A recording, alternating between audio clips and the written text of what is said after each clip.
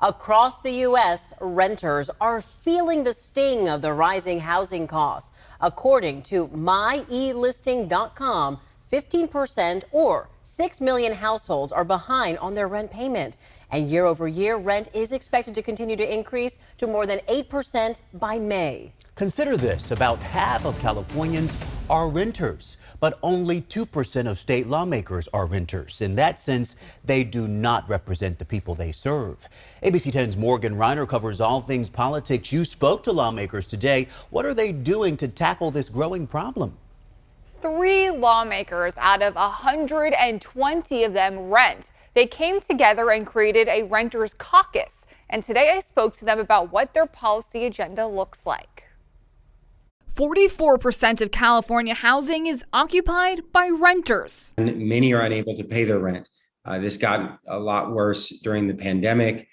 We have over 2 million Californians who are paying more than they can afford in rent. Assemblymember Matt Haney is one of 3 people in the California legislature who rents. He has a 1-bedroom apartment in San Francisco. I think it does end up having an impact on the priorities, or at least the perspectives that the legislature has. He teamed up with Assemblymember Isaac Bryan and Alex Lee. Still live with my family, and that's something I talk about openly because it's the reality people face. To create the Renters Caucus. Here are some of their priorities. Just cause eviction protections, which make sure that you actually have to have a reason to evict somebody, like non-payment of rent, aren't in place for many properties.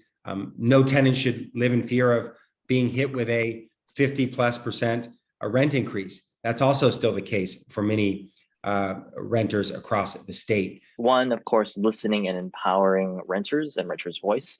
They are a constituency that often gets drowned out or neglected in favor of big corporate real estate or corporate landlords. How will 3 people get this done? I believe that our colleagues who are not renters can do right by the people they represent, but I do think that this Renters Caucus will help educate them, support them, partner for them. When do they start getting to work? It's pretty easy to meet because there's only 3 of us. We've already had some of those meetings together, but we really hope to get listening sessions right with renters and advocacy groups and all interested parties as soon as early 2023.